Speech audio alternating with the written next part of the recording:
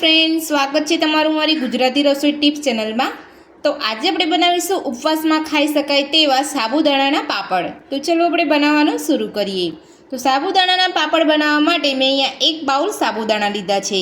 તો સૌથી પહેલાં આપણે સાબુદાણાને એક બાઉલની અંદર લઈ અને ધોઈ લઈશું।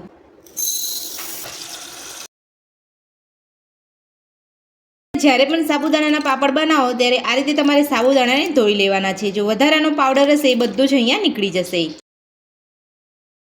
તો હવે આપણે પાણીને કાઢી નાખીશું। તો સાબુદાણાને આપણે અહીંયા ધોઈ લીધા છે। તો હવે આપણે જે બાઉલના માપથી સાબુદાણા લીધા હતા તે જ બાઉલના માપથી આપણે 9 સેકું ગરમ પાણી ઉમેરીશું।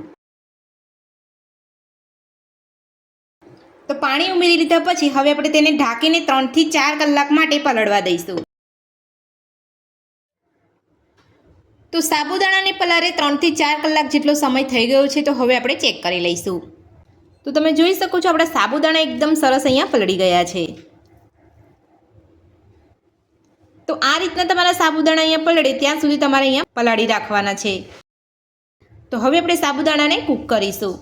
તો સાબુદાણા કૂક કરવા માટે આપણે અહીંયા એક કઢાઈ મૂકી છે। કઢાઈની અંદર જે બાઉલના માપથી આપણે સાબુદાણા લીધા હતા તે જ બાઉલના માપથી આપણે અહીંયા 4 બાઉલ પાણી લઈશું। તો જ્યારે પણ તમે આ રીતના સાબુદાણાના પાપડ બનાવો ત્યારે તમારે ઘરમાં રહેલું કોઈ પણ એક માપ સેટ કરી દેવાનું છે, એટલે તમારા સાબુદાણાના પાપડ એકદમ પરફેક્ટ બનશે। હવે આપણે પાણીને ગરમ થવા દઈશું। તો પાણી આપણું અહીંયા સરસ ગરમ થઈ ગયું છે। તો હવે આપણે તેની અંદર સ્વાદ પ્રમાણે સિંધો મીઠું ઉમેરીશું। સિંધો મીઠું ઉમેર્યા પછી હવે આપણે તેની અંદર જે સાબુદાણા પલાળીને રાખ્યા હતા તે ઉમેરી દઈશું। તો હવે આપણે સાબુદાણાને હલાવતા જઈ અને એકદમ સરસ રીતે કૂક કરી લઈશું। તો જ્યારે પણ તમે આ રીતે પાપડ બનાવો છો તો સાબુદાણા ઉમેર્યા પછી તમારે અહીંયા હલાવતું રહેવાનું છે। જો તમે અહીંયા સાબુદાણાને હલાવો નહીં તો જેમ જેમ સાબુદાણા કૂક થશે તેમ તેમ સાબુદાણા નીચે ચોંટી જશે।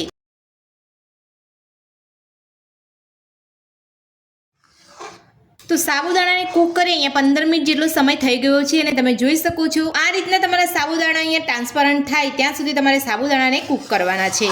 તો આપણો અહીંયા સાબુદાણાનો જે રસો છે એ પણ અહીંયા ઘટ થઈ ગયો છે। તો હવે આપણે ગેસની ફ્લેમ બંધ કરી અને આપણે અહીંયા મિશ્રણને ઠંડુ થવા દઈશું। તો નોર્મલ ગરમ હોય ત્યારે આપણે અહીંયા સાબુદાણાના પાપડ પાડવાના છે। આપણે અહીંયા વધારે આ રીતનું ગરમ હોય ત્યારે પાપડ આપણે નથી પાડવાના। તો હવે આપણે તેને ઠંડુ થવા દઈશું। તો સાબુદાણાનું મિશ્રણ આપણું અહીંયા નોર્મલ ઠંડુ થઈ ગયું છે। તો હવે આપણે તેની અંદર અડધી ચમચી જેટલું જીરું ઉમેરીશું।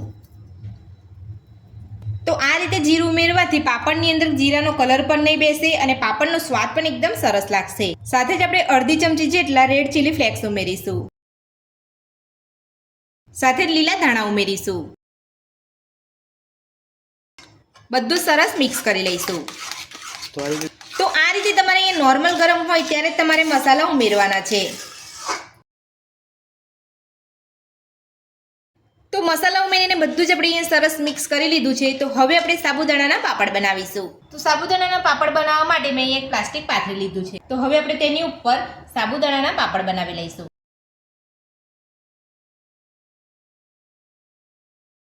તો આ રીતે તમારે અહીંયા મિશ્રણ ઉમેરી અને પછી તમારે સહેજ ફેલાવી લેવાનું છે। વધારે પડતું તમારે અહીંયા નથી ફેલાવવાનું।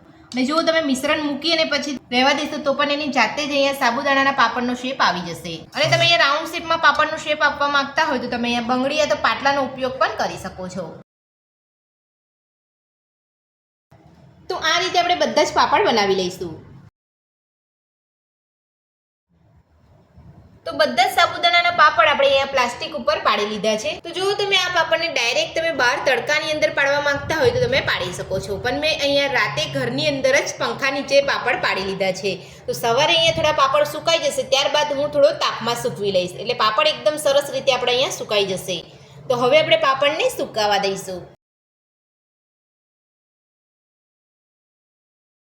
તો બધા જ સાબુદાણાના પાપડ આપણે અહીંયા સુકાઈ ગયા છે અને એક વાસણની અંદર આપણે અહીંયા લઈ લીધા છે અને તમે જોઈ શકો છો આપણા સાબુદાણાના પાપડ એકદમ સરસ અહીંયા સુકાઈ ગયા છે। તો હવે હું તમને અહીંયા સાબુદાણાના પાપડને તળીને બતાવી દઉં છું।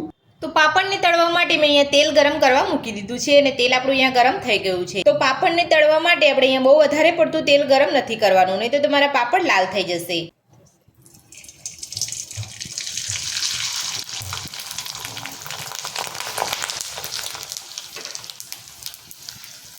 તો તમે જોઈ શકો છો એકદમ સરસ પાપડ આપણો અહીંયા તળાયો છે અને દેખાવમાં પણ એકદમ વ્હાઈટ છે.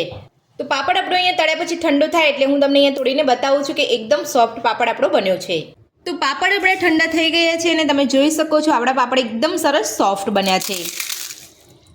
તો સાબુદાણાના પાપડ બનાવવાની રીત તમને મારી કેવી લાગી મને કોમેન્ટ બોક્સમાં કોમેન્ટ કરીને જરૂરથી જણાવજો. મારી એ રીતે ઘરે એકવાર બનાવવાનું જરૂરથી ટ્રાય કરજો. તો આજની રેસીપી પસંદ આવી હોય તો વિડીયોને લાઇક કરજો, ચેનલને સબસ્ક્રાઇબ કરજો, તમારા મિત્રોને શેર કરજો. Thank you.